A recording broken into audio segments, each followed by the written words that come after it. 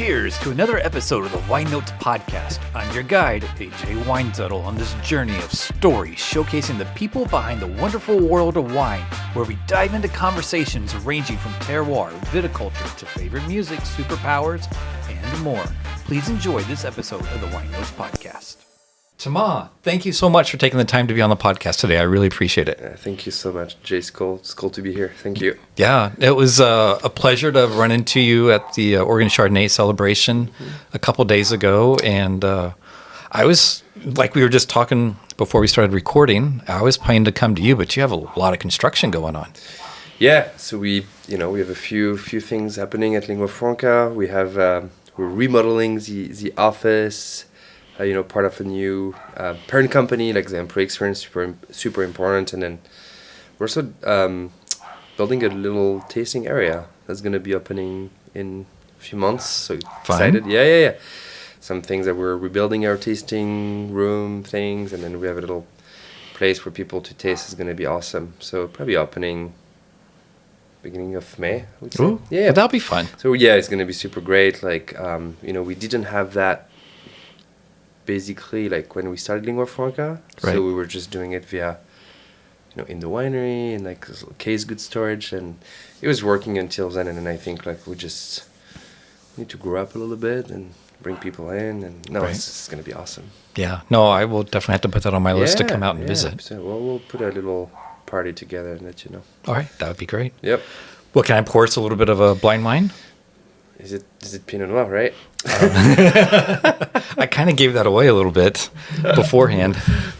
Oh, that's funny. So yeah, it is a Pinot Noir. So it's semi-blind, I have to admit, because semi-blind. Thank you. You're welcome. Yes. I saw this bottle. I was like, ooh, that would be a great bottle. And I was in a hurry. The last couple of days have been kind of busy for me. And I thought it was a Chardonnay. And I was hoping it's a Chardonnay, but this is a nice Pinot.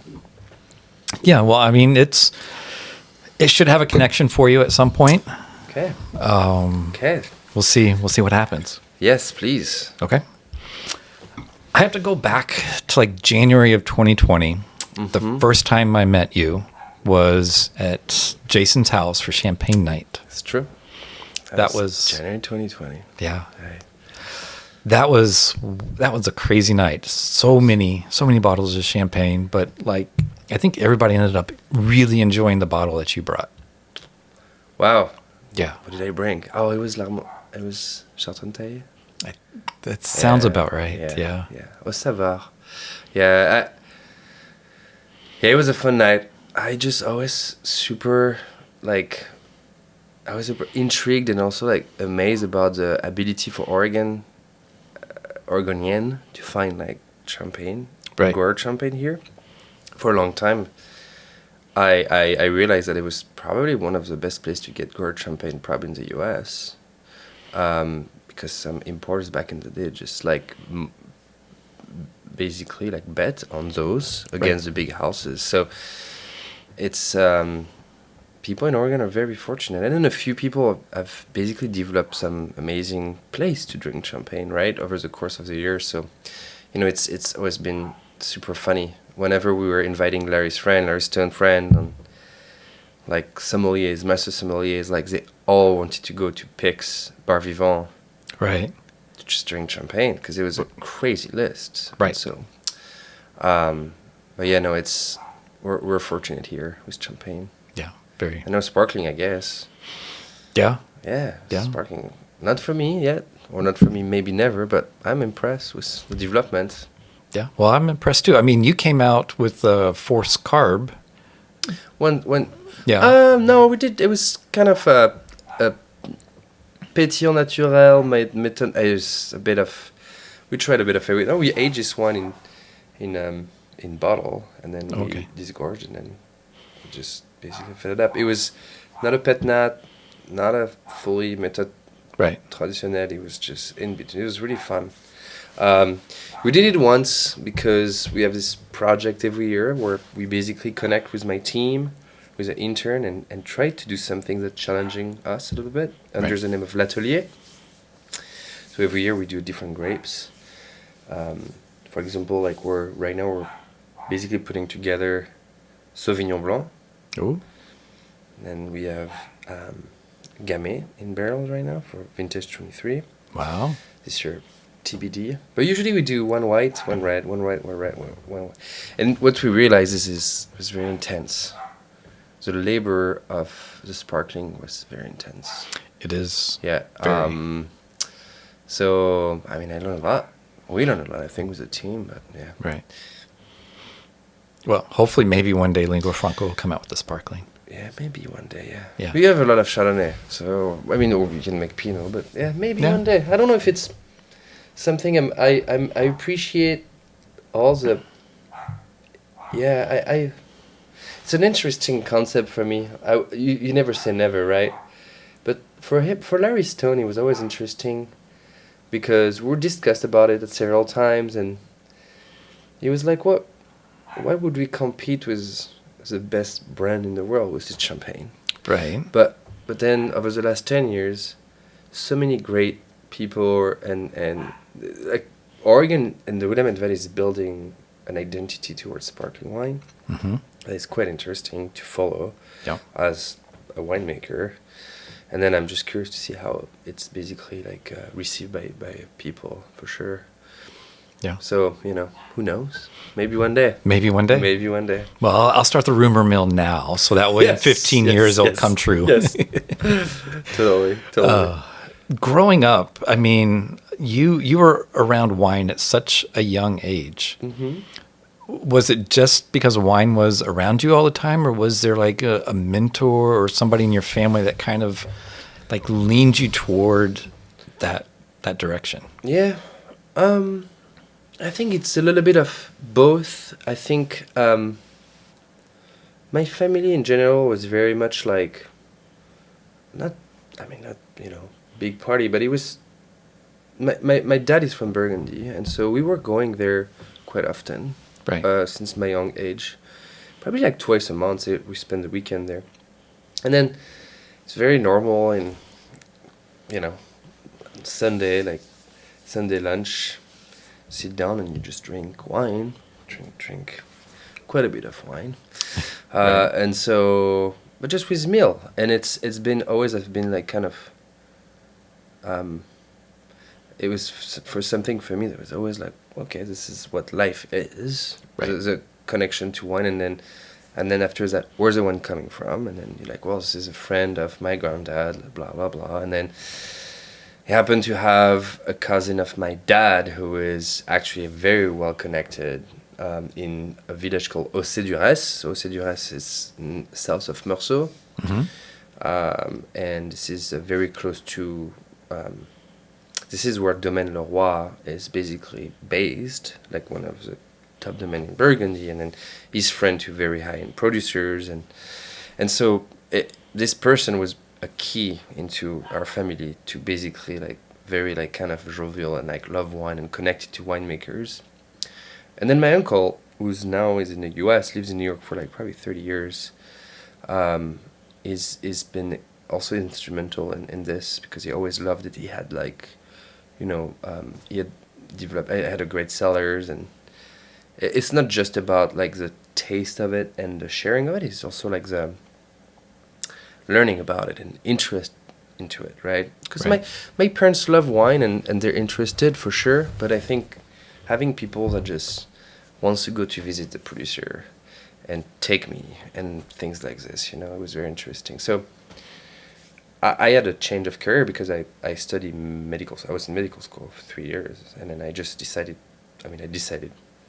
Life made me take a decision of like, well, this is not going to happen for me per se, or like this is not the direction I want to go. So let's go to something I love. And then I went to study winemaking, and those people were very important for me to take this decision because they were like, just you have to. This is great. Just go for it. Right. And that's through them that I connected with my first experience in winemaking in 2007 and 2008. So yeah, it's kind of the mentor was a family, and then mentors were like like this, and then after that through this, so many mentors. Yeah. Yeah. No, I can only imagine.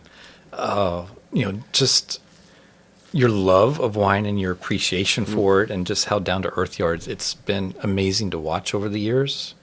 And then you also, like, you got a bachelor's degree in wine science and a dual master's in enology and winemaking. Were you just hooked on, like, learning more? I think it's both. I mean, I think it's many things. I think you just. I was in the trajectory, like, to have a very long kind of career, and I mean, a long, I guess, education through medical school. So I was just like, I'm just going to go for it. Right. Also, to be quite honest with you, in Europe, it's a bit easier because it's free. Okay, well, that can make a bit of it's definitely a big difference. So you just, and then there's, for me, a personal, like, endeavor of, like, it needs to be completed, right? And so after, I felt like whenever I had my master's degree, I feel like there's always more, a PhD, but it's very, like, a PhD in wine science, pretty driven to specific things, but right. Master's was kind of the last kind of the ceiling of what you can study in both viticulture and winemaking. So yeah, I did the viticulture masters, the winemaking masters, which granted me what they call the National Diploma of Œnologue, which is a diploma that is recognized by the French government to be kind of interesting, treat wine and stuff, like which we don't really, I mean, you don't use it, you just use the theory, but yeah, and I just I loved it so much, and I like studying, always curious, and then and I think I also needed it, because what I realized is that a lot of people that came with me, or that I met halfway through, that did a master's degree similar to mine, were basically already had a technical degree of 2 years, so they had actually worked in cellars and worked in vineyards. Right. So the practice really, like, sometimes overcomes the theory when they came in straight up. And I came up with, like, a large theory background. I mean, biochem and everything. It was pretty easy for me. Right. And for them, it was like, what is this? And so, but I needed to compensate this lack of practice. So via staying at school, I was able to perform many internships. And that really helped to kind of cover all the bases until I was ready to, like, get on the kind of the work market kind of thing. Right. Yeah.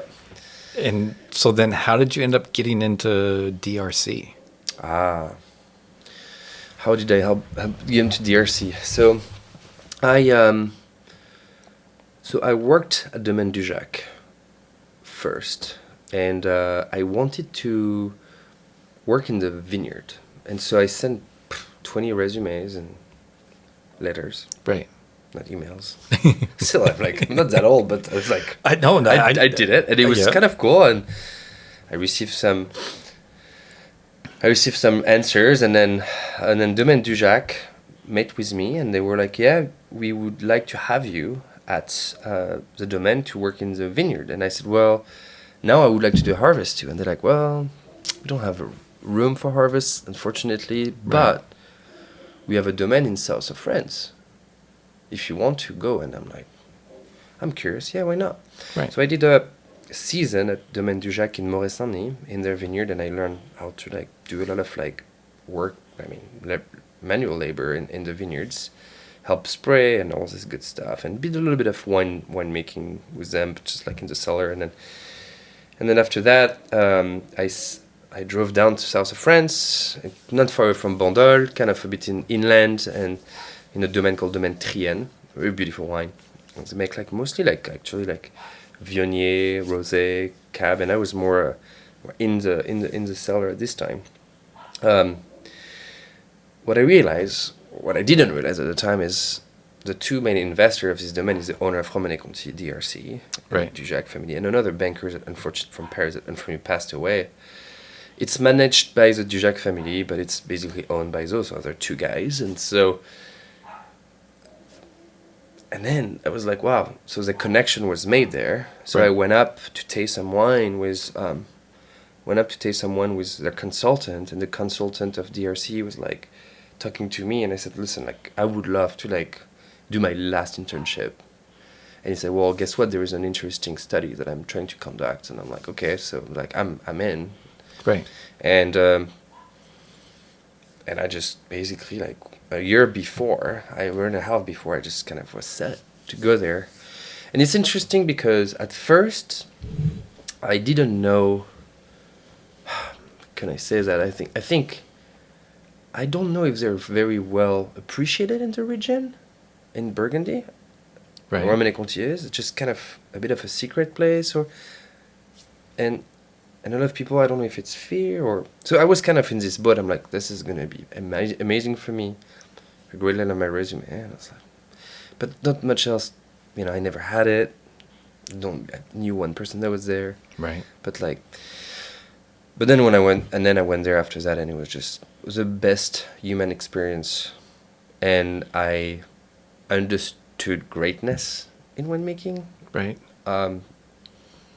That, you cannot take away anymore. After that, there's no such domain in the world. I think that just can be compared to them, and still today. Yeah, no, I agree. And then just from the way how they manage people, the way they manage the land, the way they manage the consumer, the way they manage their wine. It's every step of the way. It's such, it's a domain that the wine industry need. The price is, of course, outrageous. It's outrageous, and it's not really even necessarily coming from them, actually. It's just because of what's around it. Right. But I think the experience that I had is been, it's going to be from an entire my life, it changed my entire life. Right. To just be there. And I remain in really good contact with and close to some of those people. That's there. amazing. And especially one, Bertrand de Vilaine, who is now the manager and is coming to Oregon once a year to visit, because we help him with some of his projects. Oh, that's nice. Yeah. No, that's good. Yeah, it has been good. He's been our importer via some activities, secondary activities that he has. He's been importing our wine, Lingua Franca, in France. Oh. So it's been good. So it's Wow. Then so sometime, I'm very fortunate. I can go visit there, and it's always a fantastic opportunity to see them and see where they are at. And yeah, it's a great domain, and the wine, obviously, it's like if someone can have access to it, I wish people. It's so unique, right? And of course, it's extremely expensive, but it's.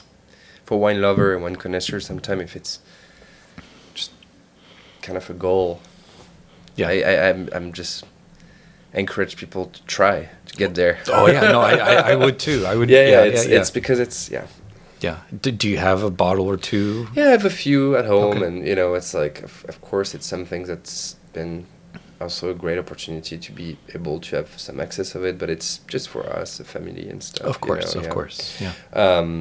But. Yeah, and then it's an incredible domain. Great people work there. Yeah. I've heard this story from Andrew Rikers, and before Constellation came in to help Lingua Franca, there was multiple wineries that come into Lingua Franca to make wine. Yep. And Andrew told me a story one time of. It's harvest. The two of you are kind of looking around, and you kind of look at each other, and they're like, "Where are the adults?" And then it kind of dawned on the both of you as like, "Oh, we are the adults." Do you? We are the adults. That's a good one. Yeah, probably had a cigarette in our mouths too. Probably. Probably yes. Like a harvest time. Yeah. Yeah. So diving a bit into it, I think there's a lot to say. And that's tied to a bit where I studied with Larry Stone and David, and Dominique Lafont. So basically, when we started Lingua Franca, it was kind of in the mind of Larry, starting with a vineyard, right? And so Larry bought and planted 66 acres at the estate. Right.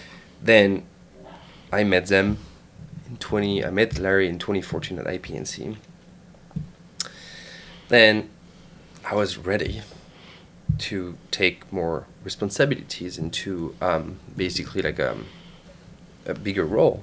Right. And then Larry wanted to make wine, and so I expressed my interest. We had a dinner with Larry Stone and David Honig, the founder of Lingua Franca, and then I straight up tells them this is what I want to do, and if you have a position for me, please, just like I would love to be considered. So it went really quick. And then December 14, and in December 14 they offered me the job. May 15 was official. Right. And we started Lingua Franca from scratch. So we made one at Coelho. We were using space. I wanted to go at Coelho for many reasons. Close to the winery and close to the vineyard. Mm-hmm. Close to Willamette Hills, in the hills. Not too many clients, which is great because and the reason being is very simple. Is I hope I'm still a bit young, but I also wanted to be a bit quiet in where I wanted to be in my winemaking. I didn't want to have 15 winemakers around me, right, to influence, and I think those places are amazing, such as the Carlton Winemaker Studio and such, or Bjornson or other wineries, but I needed this space personally to be able to make the first vintage of Lingua Franca. Right. Probably by, confidence level at the time, and I just needed to be... So that was a great place, and also one of the big decision-making for me was Big Table Farm studied there. Oh, okay. And Terroirs studied there. Right. Or use this space. And there was other really great winery there. Or that started there. And so I think for me, I was like, those wineries that I have so much respect for just started there. There was probably a destiny somewhere. Right. And then that happened, and we decided to build a winery. And then so Larry and David came and just this is what we're going to do. And I was involved in the process. And then we built this winery that is pretty big. But big for the big, big and not big. It was enough room for the entire vineyard. Right. And the long-term plan, and I think that was smart, but then on the short term, a bit too big, right? So at one point, I'm like, well, guys, we have this beautiful winery, but we have too much room, so we need to figure that out. And I said, right. And young, a bit stupid, ambitious, and I just let's go. And I was like, well, we opened that to other people to make a custom crush facility. Right. But it was very important for me to have the right people, and I was lucky because Andrew at the time was on his way out to Antiquatera. He needed to do something, and so we all sat down, and there was Andrew, there was Cesc Morgan-Long, mm-hmm. Alban, Abbott Claim. Yeah. Everybody was just there. Yeah. And Andrew was, we also built big friends. Jeremy who's now he's working at Davenport and helped sell our wine. And he has a ton of experience in the wine industry. So it was super cool to kind of put the kind of a friend group together, but also very respectful of very top winemaking in the same room. Right. To your point, Andrew was helping us. So he was kind of making Odin, but also he didn't have enough work for Odin. It was too small. It was very small, so he was helping Lingua Franca to just get through. Right. And yeah, it was there's some night where man, just the two of us, and yeah, got to take care of business. Of course. And it was great. We had a good time, and I miss it a lot. But and when we sold to Constellation, obviously the goal with Constellation was, well, we do not need to have clients, and you need to turn a page because we need to use the facility because we can. Right. And you don't have to sell fruit, and you don't have to do that, and it was important for me. We told all the people before it was officially, right, because it was important. For me, it was important you can't just tell them. No, and some people would have said, just wait until we actually finalizing the deal. But I was if we do this, then it's going to be extremely complex for X amount of people.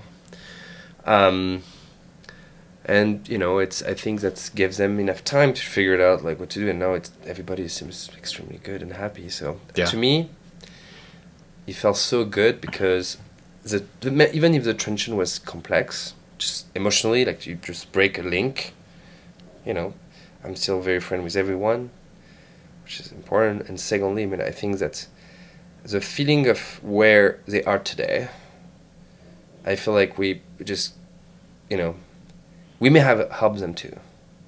I want to see like the glass half, Right, yeah. It's like, I think it was also maybe time for all of them to just change direction. Right. And just kind of, grow. I'm not saying grow up, but it's like it's good to see something else. Right, take that next level. And having another opportunity to just rethink about where they were.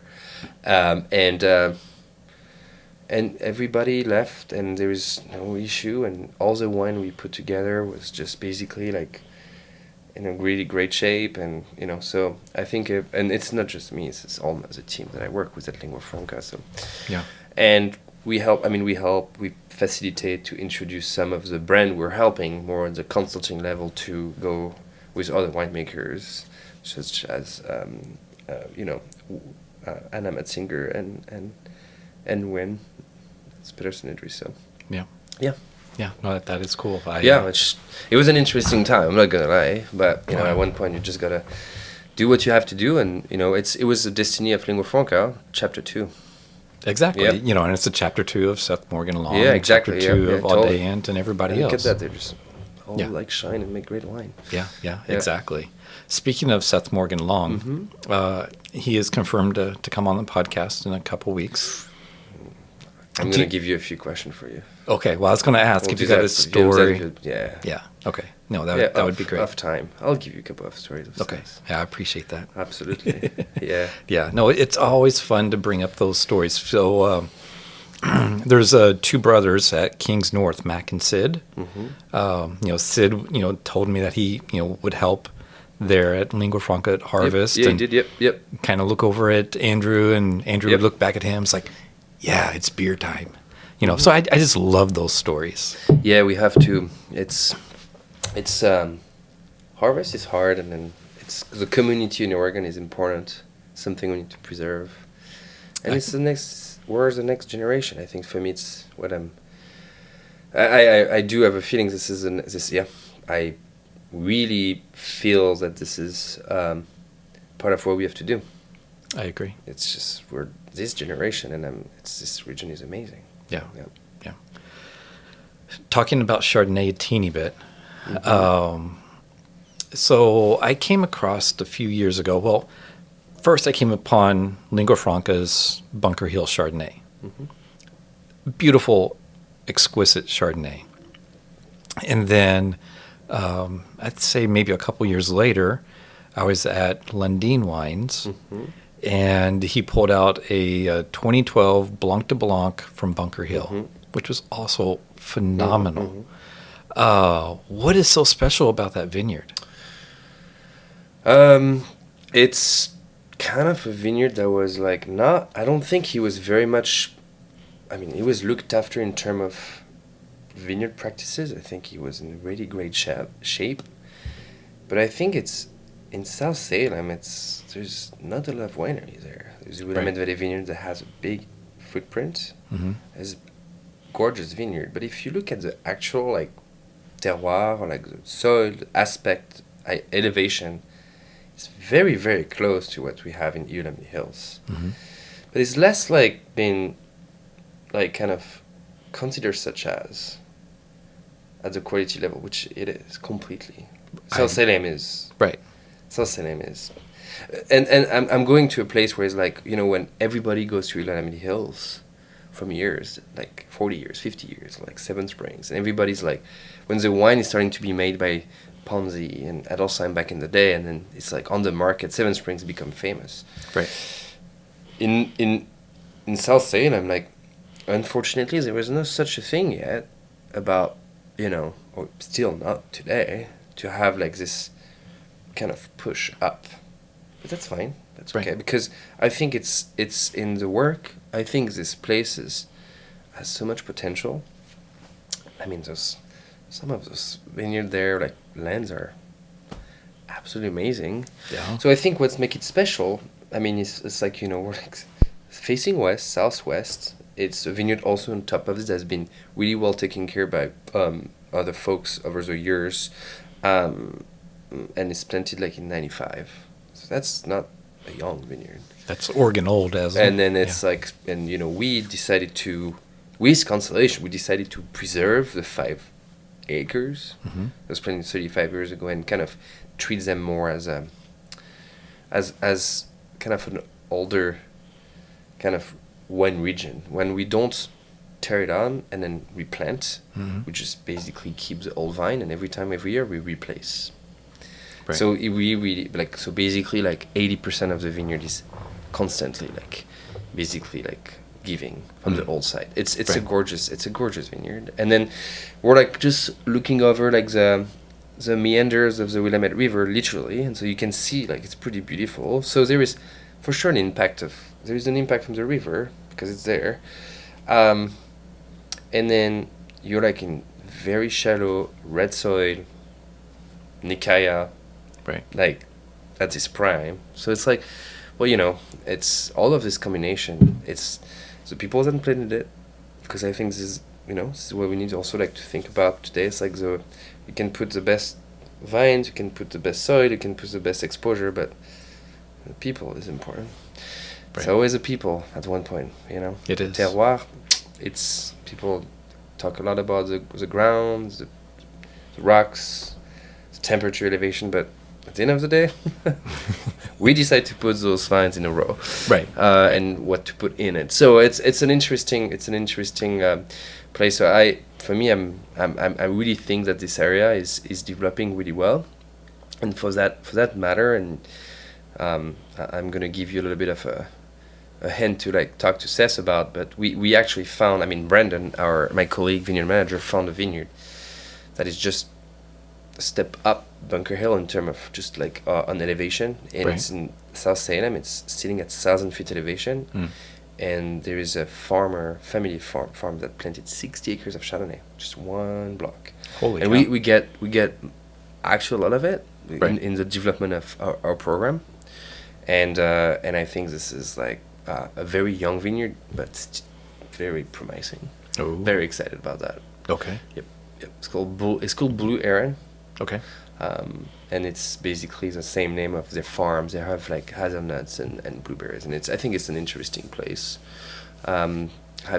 Pushing a bit the limit of 1,000 feet elevation up there, having so many different clones. I'm very, very like curious about the future of this site, and so the South Salem site. Right. Yeah. That would be absolutely amazing. Yeah. Wow. Not too long ago, Chosen Family, came out and said, "Hey, we're collaborating, with Thomas at Lingua Franca." How did that come about? Did they just like, hey? So I think it started with all their, the team. So I'm good friend with Chase, Right. from Lingua Estate. Great guy. He's been awesome. We've been hanging out a little bit. We live not far away from each other, and then he's a great guy. I love the one he makes. I love the way he thinks, his business and stuff. He's a really great guy. And he was like, well, I'm involved with those guys, and we should meet because we need a Chardonnay, and I love what you're doing, so we should just talk about it. And Right.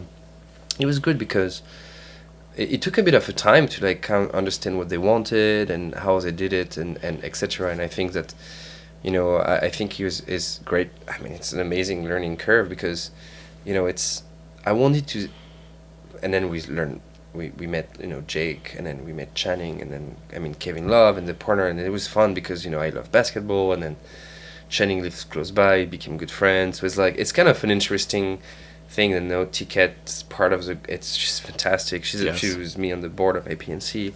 So this team is great, and I think they are bringing youth and a different view of wine, and different audience, and I really love that. Yeah. But it's like kind of like pushing a bit the boundaries and the limit of like access to wine to whom, and just like going after it. So I think there was a lot of like amazing. We were trying to.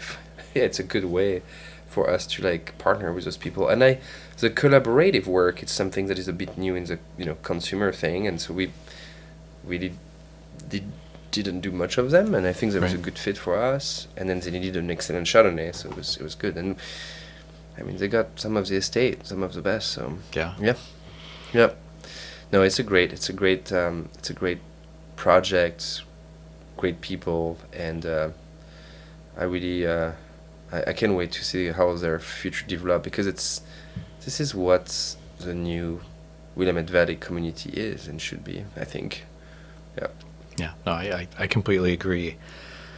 I was thinking the next question I was kind of thinking about was like, how did you get hooked onto Chardonnay? But then I had to go back a little bit, and I'm like, of course he got hooked onto Chardonnay when you're at Evening Land working with Isabelle Mounet. And Peyton West, also worked with Isabelle a little bit at La Vignette, the Carlton Winemaker Studio.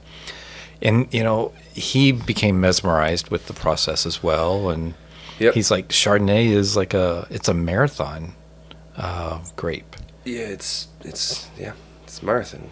Yeah, I for me, to your point, in Burgundy, I may have worked in some of the best known Pinot Noir winery in the world, but I very nearly touched Chardonnay.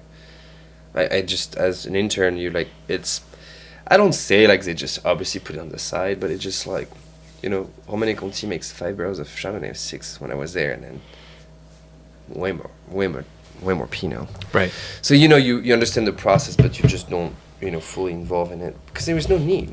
Just. Right. So I came to Oregon and then worked, and I choose to work for Isabelle at Evening Land, Seven Springs, and I wanted to work for her because I was like, oh, you guys make both Pinot and Chardonnay. This is very interesting to me. And I tasted the wine, and I was like, that's awesome. And then I remember she was kind of saying like, who wants to take care of the Chardonnay? And the Chardonnay in 2012 came, 13, because I was on 13, came before the Pinot, and then I just like raised my hand. I'm like, I'm in. Like, I'll take care of the white. Right. And it's funny because nobody wanted to, and I was like, okay, it's just okay, fine, I'll do it. And it was great because by doing this, I was able to do Chardonnay and Pinot. So right. And so I was like working under her, just like managing the press and addition or whatnot, and then topping, and it was just, and yeah, I've learned my growth in Chardonnay making just became very quickly escalating, right? Number one. Number two, I think that Peyton is right. I mean, a marathon is a good term. For me, I think it's harder to make Chardonnay than Pinot Noir. And the reason being, and I'm saying that not lightly, I'm just trying to think that it takes some more attention, and it's more fragile, and when you do it first, right? And when you press it, it's going there, it's done. I mean, it's not done. It's but it's like you have influenced it so much already. So picking date and pressing, it's key. And you can just ruin an entire lot of wine in cuvée if you have not done the right thing just from the get-go. And then you still can ruin it. You can ruin it completely until the last day of bottling. Where Pinot, it's a very different thing. It's not easy, but it's like giving you more ways to react to things. Right. And I think it's probably general with red wine. That's at least my point of view. And so that's why we embrace it. We're like, this is hard. And if you want to be at the level we want to be, we're going to have to just from fruit to bottling, which is a long time. Right. We're going to have to make sure this is tip-top perfect. Of course. So that for me, it's kind of the way how we view it. And then I think with the experience, I realized this is the most winemaking grapes that exist. We do have so much influence on Chardonnay, more so than anything. Well, and that kind of correlates to what I was saying with the marathon, because you just got to continue watching it to make sure it doesn't. But also, like, you can just influence it very much. Right. This is the most winemaking grapes today. That's why in terroir, it's important to talk about the people, because the peoples have the chance to try like Lafon, Coche du Riz, Ante in Meursault, Rouleau. Some of those producers share the same plot, the same, AOC, same Premier Cru. Right. Then if you taste at different places, today you don't taste really like the plot. You taste the producer. So they do have, like their influence have been kind of overcome the terroir, or their influence is greater than the place. Right.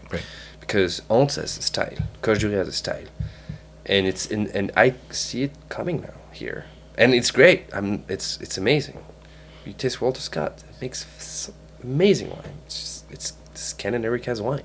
Right. It tastes like Cess wine. It's Cess wine. It's like, yes, Seven Springs, it's like Somni, but this is their story of this vineyard, and they're working so hard to do some, and I think it's fascinating to me, because I'm like, okay, 000, just like something fantastic wine, and you're just like, okay, this is the way how they view this wine. Right. This is in this idea for me, like it's a winemaking grapes. With Pinot, it's a bit more complex. You gotta just be pretty impactful to just change a bit the style and things. Yeah. Yep. No, that is very cool. Yeah. You were talking earlier, it was 2014 when you first ran into Larry Stone at IPNC. Mm-hmm. Was that your first IPNC? No. No, I did my first IPNC in 2013. I was with Evening Land, and they had tickets, so I was like, this is just an amazing event. And the second one, we did it again with Evening Land, and I was like in a room with Larry and Pascaline Lepelletier and Christophe Baron of Cayuse and Pierrot and Rashpar and Ned Benedict, that unfortunately passed away, and they were drinking like Larry Stone, and I left the place. They were in a B&B, and then they were like opening and sharing crazy bottles of wine. That was amazing. And then Domaine d'Auvenay 2004. No, it's just like a Meursault Premier Cru for that. It was a crazy bottle. One of the best bottles I've had in Chardonnay. It was fantastic. And then Larry left the place, and I left as well, kind of randomly a little bit at the same time. And he's like, "Oh, you worked at DRC?" It's like, "Yeah, I did actually, yeah, but I was an intern. I just wanted to make sure it was right." And he was, "Oh, super nice." And he's, "I was just there 2 weeks ago and visiting, and they talked about you in Oregon." That's great. And then that's kind of my first interaction with Larry. And then we connected via Raj, who was my boss at the time, was like kind enough to give me his contact, because Raj worked under Larry. That's so at Rubicon in San Francisco. So yeah, that's how it makes the dots. So that was not my first IPNC, and then after that it became IPNC every year, I guess. It's a fun event, and now like you're the president Yep. of IPNC. I am. So I love this event so much. I think it's when I was there the first year, I was like, this is amazing. You bring producer from all over the world, connoisseur, and you just have a great time, eat amazing food, and I don't know, I was just, it's like I wanted to help, because I was like, so I reached out to Amy Wisselman and discussed, and okay, so what can I do? And they were like, well, like Burgundy connection is great there and there, and then you get invited to the board. I was at the time was the last board of Christine Marchesi, and then the first, like, that was Ellen Britton. And then you just kind of like sit, okay, I feel like I don't know what I'm doing here. Just all this great mind and people, and just listen for 2 years. Right. And then you just, okay, now you feel more confident, and then you just open your mouth, and then they're just like, well, you're going to be the treasurer next year. It's like, okay, what does it mean? And it's like, well, welcome to the exec committee. Yeah. It's like, I'll do it. I'm happy to do it. It's great. And then now, and then COVID happened. So we basically like extended our tenure with Michelle Kaufman at Stoller to just kind of just like kind of help the event, and then especially this year it's a very pinpoint year because we changed. Amy decided to leave the event last year, and so we have they were replaced by Casey Merrill, who is like the interim director. She's fantastic, and then we trying to like shape up the event to what the consumer want today. So there is definitely like event in the space of wine is evolving, and IPNC is the oldest wine event I think in North America. Oh wow! It's the 34th event year this year, so it's a very interesting pivot year this year where we're thinking ahead of like how this event can evolve moving forward to like bring local, international, and keeping the soul of it. So it's going to be some change. I mean, as we progress, of course. But this year, like it's such a good event. It's good. Exciting winery coming up. This is going to be about Chardonnay and Pinot Noir. Yeah. This year. Yeah. Because one day I was like, well, as president, you're part of the program. You're chair of the program committee. So I was like, wait a minute. Every place in the world that make great Pinot Noir, they make great Chardonnay. I mean, there was almost no exception. Right. And including Champagne. But so, look, Burgundy, New Zealand, California, Oregon, Champagne, Argentina. It's just...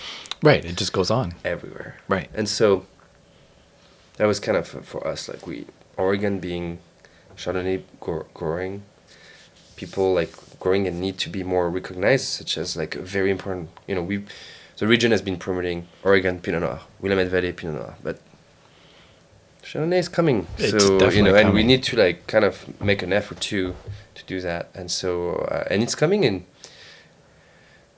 a very interesting pace because I think, the wines are, they're extremely good. And, we're talking about, Burgundy versus Oregon a lot. And we did with Pinot, but it's the same with Chardonnay. Right. So I'm very excited about this year and then the future of the event for sure. But obviously, like, get your tickets. We did some day pass. Yeah. I think it's going to be interesting. Yeah, that is. So that's new this year is the day pass thing. Yeah, I think a lot of people that travel from different states come in and the full weekend is amazing. And it's important for like the event to like being alive and it's all organization is based on the full weekend, but we also think that there is new generation and locals that just like okay, let's just come one day, and bring this opportunity to people. I think it's going to be great because they can participate to the event they want, right, and a bit à la carte. So. We're gonna promote this eventually. I think it's like people like I was at the Oregon Chardonnay celebration talking about it to people and they were like very intrigued and interested. Mm-hmm. Oh yeah, like so 3 days is long, but 1 day is good. Like yeah, so we'll see how it goes. Well, you got to get them hooked a little bit, but I mean, I love the whole weekend. Yeah. Itself. You've met some, right? You've done some. Yeah, I've done some, and I remember last year, we were at Lingua Franca, and I was just sitting out there, out in the crowd, and you're like, oh hey, yeah, exactly, yeah, that was fun. Yeah, no, it is good, and it's the best. It's a great event, and it's like relying a lot on it's self-funded. The team there is great, so I don't know. I think it's for me, it's like I love it so much. I want it to like keep going, but it's what it is. We need to evolve. Yeah. And that's my last year, so the best thing I can do is just make sure like all the team is happy and all the wineries that are coming are happy. And No, I'm looking forward to it this year. It'll be a blast. You coming? I'm more than. I'll say yes on camera. Good. Yes. We'll see. Yeah. Awesome. Going back to that champagne night. Yeah. You left a little bit early. Yeah. Because your wife was pregnant. Yeah. And had to get home to take care of her. Yeah. And so how is fatherhood coming along? Yeah. Since then, so Amy was, we had our first one just 2 months after this night, and so just at the beginning of COVID, Emma. She's turning 4 next week, obviously. It's been 4 years. That's crazy. It's crazy. And then Chloe came after that. she's 2, so 2 little girls in Wow. our household, and it's the best thing. It's the hardest thing. It is. It's the most beautiful thing. It is. And yeah, it's so fun. And Amy, my wife, it's just, I mean, the best mom on the planet. Obviously, it's just great. So they're lucky. I'm lucky, and then yeah, we'll go after it. You can tell me more about it. Oh my gosh, I will help out any way that I can. I think I'm extremely lucky with my 15-year-old.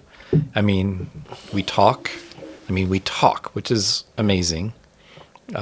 She's coding right now too, I heard. She has done a little bit of coding. Yep. Hopefully I can talk her into it more. We'll see. Yeah. You can talk to her about wine too now. Well, I do. Good. She sees all of it, and well, she would be in French. She would sip into it. exactly. Yeah. No, I have to. When I put some wine into a recipe, to cook on the stove, she's like, "Oh, I can't eat that," and I'm like, "The alcohol is going to burn off. You'll be okay." Yeah. Oh, okay. Yeah. And then the other night we made a sauce to go on top of some salmon. Mm-hmm. It required some sake. Yeah. So, I mean, we did the sake and tried it at first. And I'm like, ooh, yeah, the alcohol needs to be burned off. Yeah. that's funny. Yeah. But, I do have her smell some wines and get her, at least like a little bit comfortable with it. Yeah. Education to alcohol, I think it's I don't know if, I mean, I'm not saying France doing better than other country, but I do feel like was a good thing that I was, me, my family, and other of my friends were educated to just the beauty of the product in small, very small quantities. Right. And just being very, at 14 years old, like, you can have this. And it's like, why? And you explain why. And then after that, 16. And then at 18, we can drink. I mean, technically in France, legally, at 16, you can have a beer. But it's like, it doesn't need to be, just to be just cultural. Yeah, just a little bit. Just a very tiny bit, Right. But yeah, because when you keep things away, that's so much more attractive. I don't know. It's sometimes maybe later on, anyway. Yeah. No, I definitely want her to dive into it. Political debate after that. Yeah. Yes. Well, I have a few rapid fire questions. Go ahead. All right. Who is your favorite artist to listen to during harvest? I like Daft Punk. Yeah, I'm right there with you on that one. It just kind of, Daft Punk, Jamiroquai. I like Jamiroquai a lot. Daft Punk is, nobody knows they're French. They should know. Yeah, they should. Yeah. I had a discussion last week with a colleague of mine at work. I didn't know Daft Punk was French. I'm like, what do you mean you don't know? Of course they're French. it's like, no, Daft Punk is good. Yeah, it's like a motivating harvest, like, you need to have the boom, boom. And there's some good songs that just a bit like more. Yeah. Yep. Yeah. No, I listen to Daft Punk when I'm coding. So I'm right there with you. Your favorite indulgent food?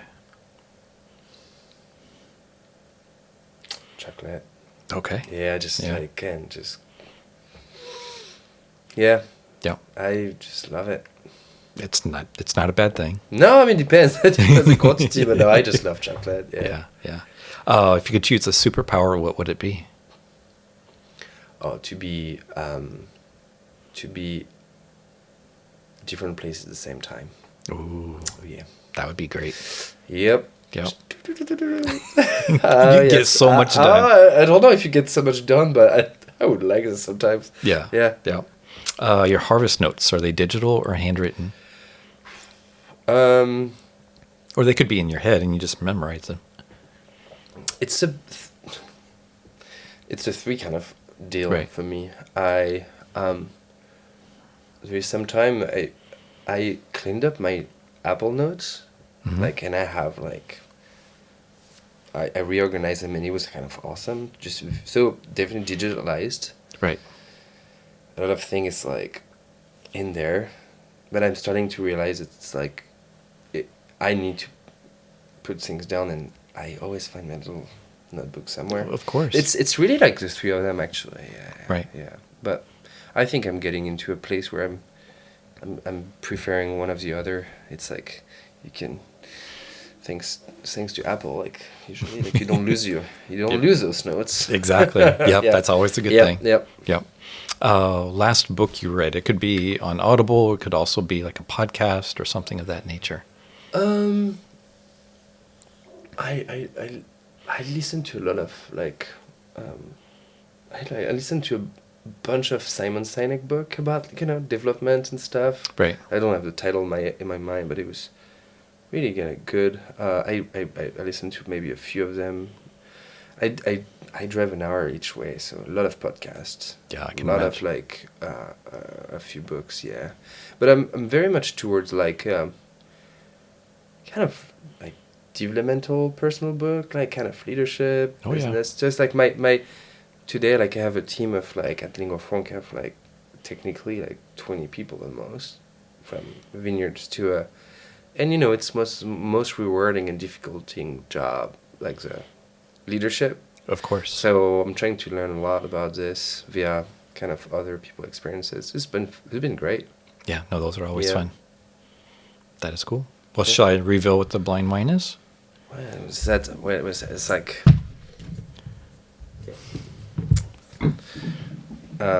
nice acidity. It's a bit, I don't know, I feel like it's, if there's if you just Pinot connection, to me, very nice acid. To me, there is some age to it. But I don't know if we're post 2015 or pre 2015. Like the acid is a bit like, we're between acidity and ripeness that is just a vintage is maybe late a little bit. Okay. 16 is like 13, Okay.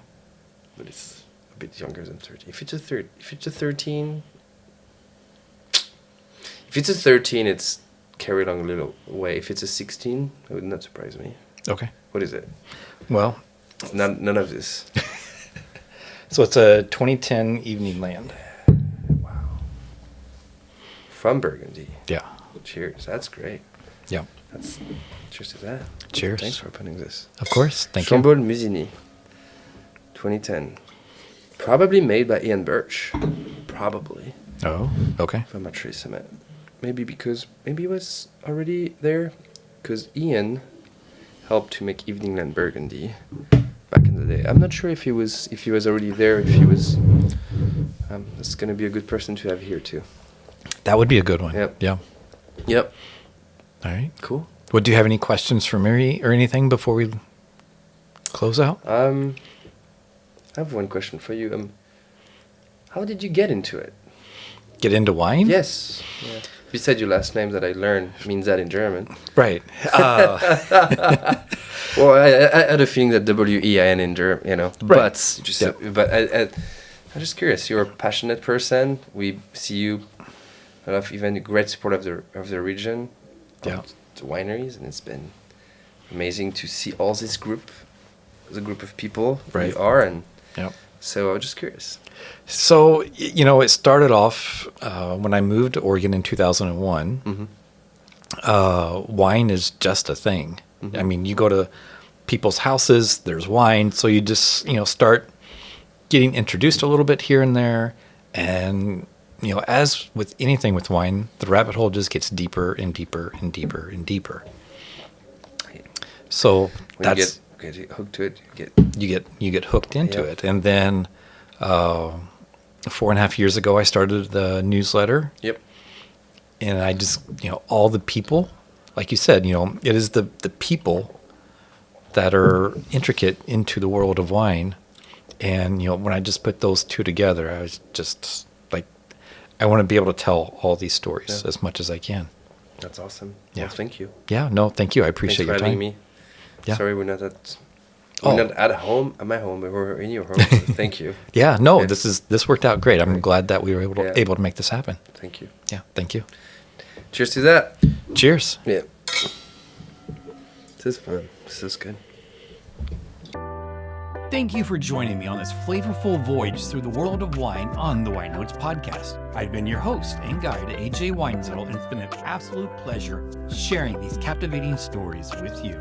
But alas, like the last sip of a fine vintage, our time together must end. But don't fret, my wine-loving friend.